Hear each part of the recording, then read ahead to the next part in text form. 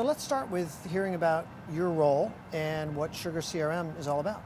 Okay, great. So I manage product marketing for SugarCRM. I'm the VP of product marketing, and SugarCRM is the leading vendor for CRM only in the enterprise market. And my team is responsible for the strategy for marketing, and that includes being able to position sugar effectively in the market, differentiate sugar from all other competitors in the market, and we also create the customer stories that our customers, our salespeople, and our customers can use to help implement their CRM implementations. And then we bring the products to market, and that includes using different tactics like the customer journeys as thought leadership differentiation. Okay. So customer journey, that definitely caught my ear. As you know, in B2Beacon, we are focused on looking at the journey from the customer's perspective or the prospect's perspective. And I understand that that's something that you guys do as well. I'd love to hear about that and how you've come to understand your customers' needs. Like literally how are you doing that? Yeah, that's great. So SugarCRM has taken the approach of really empowering the individual to master all customer engagements and all customer touch points. And that is different than what a lot of other solutions have focused on, and that is the management of salespeople. Having come from Siebel many years ago, I understand that heritage very well and the need for doing that. Yeah. But we have seen a shift in the market, really, and that is taking the view of the buyer in the customer journey really helps the seller understand how to effectively market, sell, and service.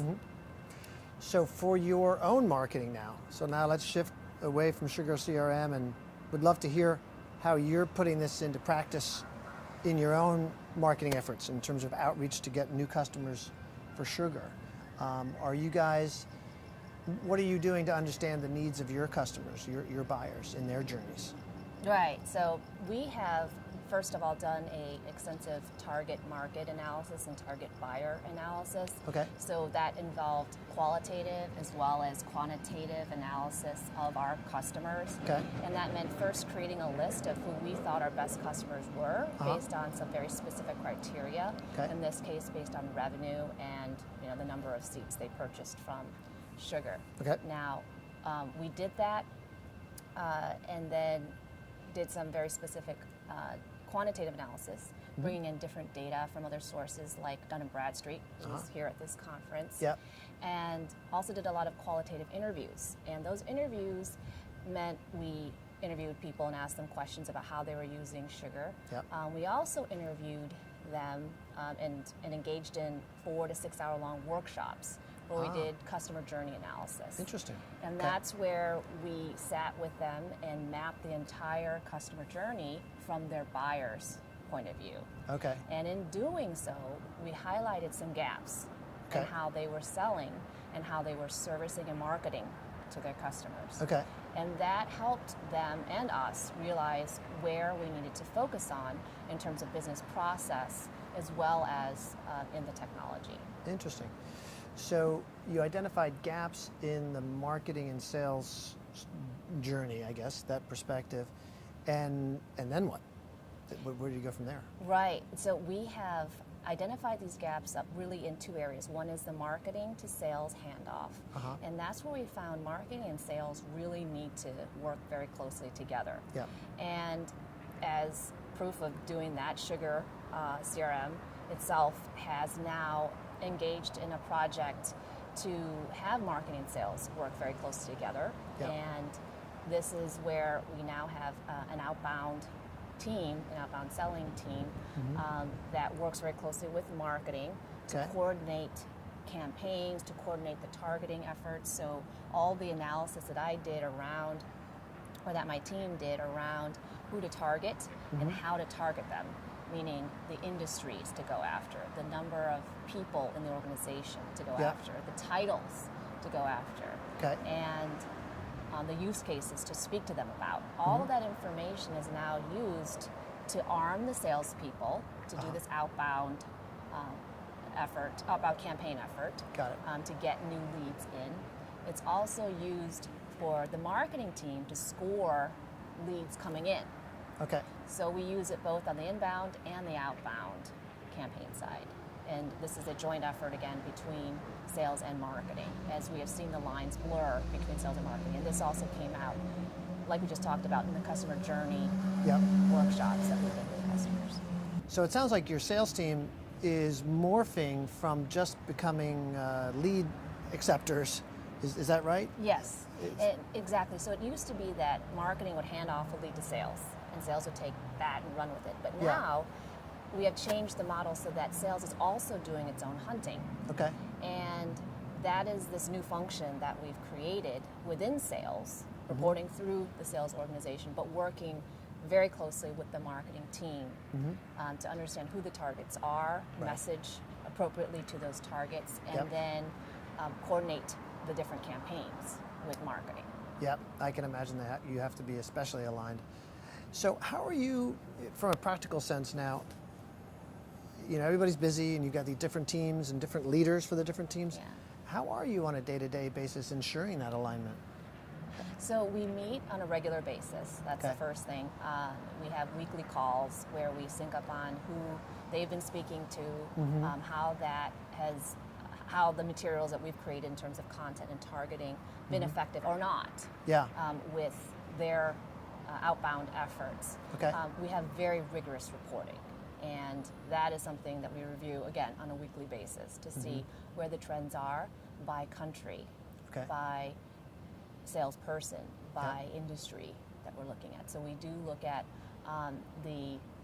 what we call warm contacts, or basically the initial leads coming in, whether or not they turn into opportunities. And with the sales team, with these outbound efforts, we look at the calls they make, the number of meetings they actually secure, Yep. and what those meetings are Okay. in terms of who they're meeting with, what industries they're in, and again, making sure that who they're meeting with is aligning with the overall strategy and our target. Got it. And that's set by marketing, that's set by your team. Yes, And then the content, it sounds like, is developed by your team. yes, And you're now providing strategy to sales and marketing, which is Yes. interesting. Okay. yes. So let's shift gears a little bit and chat about the content development piece. Knowing what to produce and then literally how to get it produced. Because I think that second piece is a pretty big challenge for a lot of B2B marketers. Right. So just tell us a little bit about your process there. Yeah, so the content that we develop, again, is based on a number of criteria, or a number of factors, really. One is the persona, or the type of person you're trying to sell to. So that could Yep. be an IT person, could be a marketing person, a salesperson, and so forth. Now, in Yep. our analysis, we identified very specific individuals that we needed to target. And so we have now, based on those individual titles, created content to map to those titles. Okay. And as an example, you know, if an IT person is someone you're targeting, then something like an integration ebook is going to be appealing to them. Right. Basically something that describes how well your product integrates with all other solutions in your ecosystem. Right. Whereas if you have a CEO or a CFO, you know, more likely that you are pitching to, which is also, those are also titles important to SugarCRM.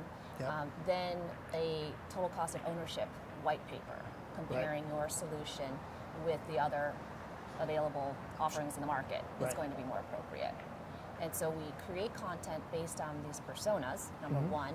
And then number two, we create content based on the industries that these companies fall in. Okay. Because while CRM, while marketing and sales and service are at the core very universal concepts, there are nuances by industry. And Right. people like to hear how to do things based on the vernacular they're used to, and also the business models they're used to. Yep. So in manufacturing, for example, we identified certain trends that were shaping really sales and the marketing efforts. And that is, now there is an old guard versus new guard. And in manufacturing, especially for components that go into systems, so this would be like valves, Right. valves that go into larger machines. Uh-huh. The old guard is a set of people who are used to knowing what they want and then going after it, right? And just saying, I want this component, just find it for me and Right. make sure it fits into everything else I have. Whereas the new guard, usually younger people, are more technology focused and they're really looking for the best solution. So Yeah. they'll use the internet, they'll use various means to find out more about what the best solution. So they'll come to the table with, well, this is what I think is the best thing to do, Right. not just go find the component, right? So Right. find the best solution first and then find the component or find the part that maps to that solution. Yeah, so yeah, there's yeah. a different way of marketing than to these people and a different way of selling to these different groups of people. Yep. And that's something you have to be aware of in the manufacturing industry and knowing how to reach them. Is it a lunch and learn? Is it a white paper? Right. Or is it a call and a meeting? They're all different. And so that changes the way you market and sell. And then ultimately service. Absolutely. And so it sounds like quite a matrix of personas, and verticals, and Yes. a lot of content. Yes. So let's now, that was the second part of my question, is how the heck are you producing all of this? Because you're a technology company and you're a marketer and you're not a publisher. So how are you cracking that nut? Yeah, that's a great question. So the first thing that we do is develop what we call the frameworks or the kernels of this content ourselves. Okay. And now SugarCRM has a very large community, a partner community. And we just came back from our partner summit in Munich, our global partner summit in Munich. And that's where we engaged with our partners and asked them to join us in developing these use cases, developing these industry-specific frameworks and content. Okay. And the response was great. It was overwhelming, actually. I not expected people to actually come up afterwards and ask me to sign them up for a number of different verticals. Right, doing some work. Yeah, and it was great. So I think there is a hunger for this type of content in the market, and there is a willingness amongst at least our partner community to share that. And having worked at other companies as well where this content is so sorely needed, people feel a lot of camaraderie when they can come together and build something. Yeah, and when it's an asset that's not just strictly promotional. Right. When it's more thought leadership, it's bringing value Yes. to start a relationship, right? And that sounds like not only what you're helping your customers do through your product, right? But what you're doing in practice on a day-to-day basis. So you're walking the talk, as they say. Yes, and so there's a couple of things. One is that it helps accelerate the sales cycle because people now know the pain points really that address a particular industry and they get to the point right away. Yeah. The other thing that's happening is that these best practices then evolve into implementation best practices that can be used to accelerate implementation And adoption. Yeah. Exactly. So now the tips and tricks learned in manufacturing can be applied in a number of different areas. Right. And Right. it when I shared this with some of the partners, they saw that it makes sense for them because as they continue to grow, they'll want to go after new markets and they'd appreciate that help. Yep. Okay, so as a veteran senior marketer, B2B marketer, if you had some advice to a fellow B2B marketer who is starting the shift from events and direct mail and telesales to digital, Yes. what would some of your advice be? What are some of the challenges they're going to have, and how should they get started? So the first thing I would do is analyze your customers and your best customers. So really Okay. understand who that target profile, what composes that target profile. Yeah. And use that then to set up reports and really KPIs to measure how well your customers, how well your sales team, how well your campaigns are performing. Yeah. So that's the first level of basically just monitoring, right? So you first come up with the analysis of who your target is, basically a target monitor. And then once you have that monitoring completed, then you can go on to the control aspect. And that's where you could use automated tools like workflow or processes that you bake into your organization's DNA in terms of how to handle or best handle, say, sales to marketing coordination. Yeah. Because that can be automated to some degree, and some of it just has to be best practice and calls and meetings. Right, calls and meetings. Right. And then the last thing is optimization. And again, the optimization can be partially automated, and you can leverage, especially with all the digital information you have, now a lot of the tools out there to do things like predictive and come up with, you know, what the propensity to buy is or the propensity to close, you know, if you're more sophisticated and have that data. Yeah. Otherwise, again, you go back to the process and making sure that you can optimize your internal systems and processes. Okay. And the way people interact, mainly. Great. So I guess the last question would be, in terms of looking at the data, are you at SugarCRM connecting front-end web activity data with all the way through to sale and then optimizing based on revenue? Yes, that is the key. And we are absolutely looking at the touch points that we gather in the early part of the marketing process, right? When somebody comes into the website, where are they going? And then once they register as a lead, where does that lead go into an opportunity that closes or not? And what is that overall customer journey from the digital to the human touch point? Right. And that, I would say, we're still working on. Okay.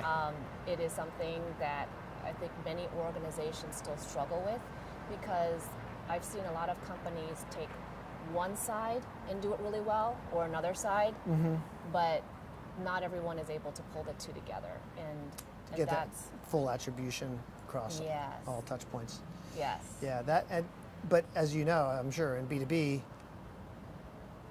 well, let me ask you, do you feel, it sounds like that's sort of your big next step?